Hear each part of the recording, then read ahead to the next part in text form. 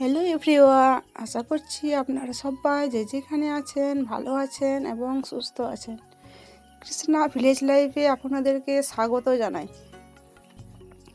আজ সকালে ঘুম থেকে উঠে চা খেয়ে নিয়েছিলাম এবং ঘরদোর সব ঝাড় দিয়ে পরিষ্কার করে নিয়েছিলাম। আর এদিকে দেখুন সকাল সকাল আমার ছেলেটা মাছগুলোকে খাবার দিচ্ছে। উই পোকা ধরেছে, সেই উই পোকাগুলো দিচ্ছে আর মাছগুলো দেখুন কি সুন্দর খাবার খাচ্ছে। বাড়িতে একটা কুন্দুর মধ্যে মাছ রেখেছে আর মশারি ঢাকা দিয়ে রেখেছে, তো মাছগুলোকে প্রত্যেকদিন খাবার দেয়। তো দেখুন এই রথযাত্রার দিন সকাল সকাল ও মাছগুলোকে খাবার দিচ্ছে। আর আজ বাড়িতে বসেই না অনেক ছোট ছোট বাচ্চারা সব রথ এনেছিল, তো দেখলাম বাড়িতে বসে অনেক জগন্নাথ দেবের রথ দর্শন করলাম। কোথাও তো যেতে পারিনি, তো যাই হোক বন্ধুরা, চলুন সব কিছুই আপনাদের সাথে শেয়ার করবো। দেখুন মাছগুলোকে তো খাবার দেওয়া হয়ে গেল বাচ্চাটা, আর মাছগুলো দেখলেন কি সুন্দর খাবার খাচ্ছিল। আর এদিকে রথযাত্রার দিন সমস্ত ধোয়া মোছা পরিষ্কার করে নিয়েছিলাম। এদিকে রান্নাঘরটা গোবর দিয়ে লেপে নিয়েছিলাম। আর ওইখানে দেখুন প্রত্যেকদিন রান্না রাখি, সেখানটা ধুয়ে মুছে নিয়েছিলাম। যারা প্রতিদিন ব্লগ দেখেন তারা জানবেন। আর তারপর স্নান সেরে নিয়েছিলাম। স্নান সারার পর ঠাকুরের চরণে ফুল নিবেদন করে দিলাম। ফুল নিবেদন করার পর এখন আজ জগন্নাথ দেবের পুজো। তো আমাদের এখানে দুর্গা মন্দির আছে, দুর্গা মন্দিরে সবাই পুজো দেয়, তো ওখানে পুজো দিয়ে চলে আসবো। তারপর রান্না চাপিয়ে দেবো। দেখুন আমার সমস্ত ঠাকুরের চরণে ফুল নিবেদন করা হয়ে গেল।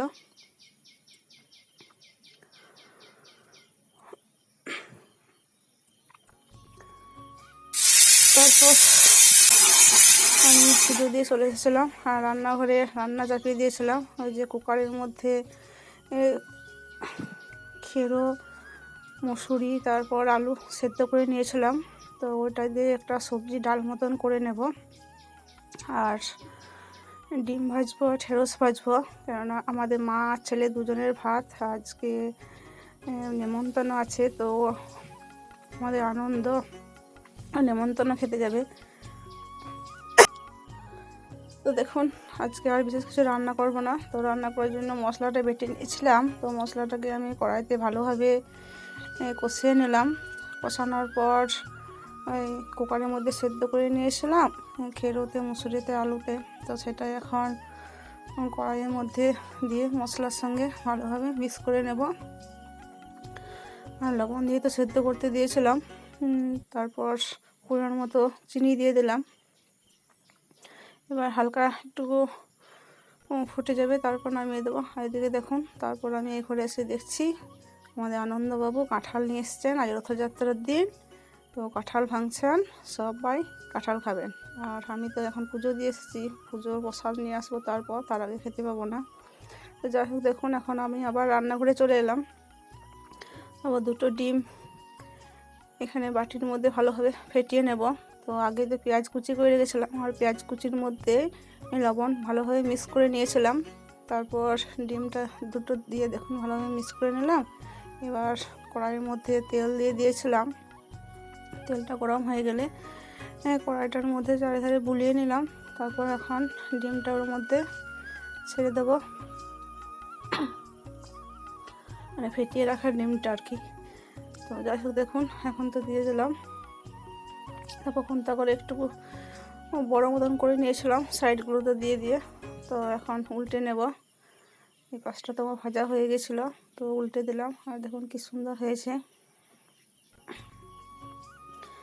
তারপর ডিমটা নামিয়ে রেখে ঢেঁড়সগুলো ভেজে নিলাম, কেননা আমার বাচ্চাটা না ঢেঁড়স ভাজা খেতে ভীষণই ভালোবাসে। ও ভাজাভুজি দিয়ে বেশি ভাত খায়, সবজি খেতেই চায় না। এত বলি যে সবজি না খেলে শরীরের পুষ্টিগত অভাব পড়বে, কিন্তু কোনো মতেই না।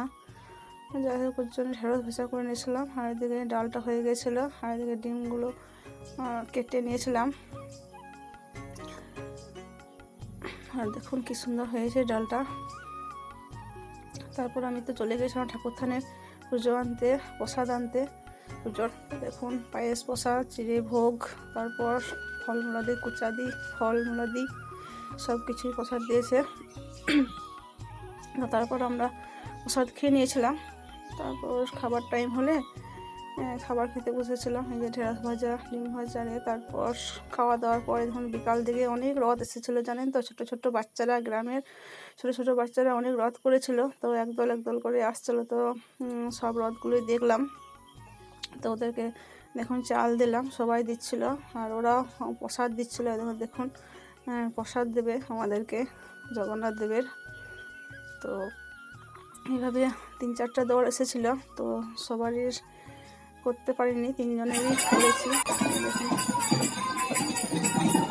এখন ওরা চলে গেল, তারপর বাড়িতে চলে এলাম। তারপর দেখছি এদিকে প্রচণ্ড মেঘ এসেছে, হাঁসগুলো বাড়ি এসেছিলো, তো হাঁসগুলোকে খেতে দিয়ে দিলাম।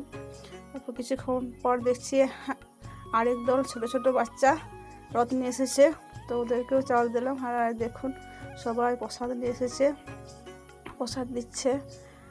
আর এই দেখুন আমি ওদেরকে সেই রথটা নিয়ে একটু টেনে নিলাম, ঠাকুরথানে গিয়ে তো রথ টানতে পারছি না, তো তোদের রথটা একটু টেনে নিই রথযাত্রার দিনে।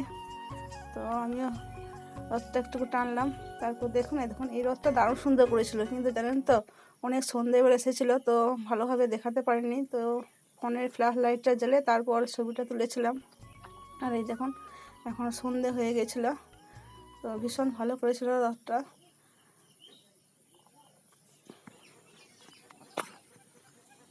বন্ধুরা, আজকে ভ্লগটা এই পর্যন্ত রাখছি, দেখা হবে আবার পরবর্তী ভ্লগে। ততক্ষণের জন্য টাটা, বাই বাই।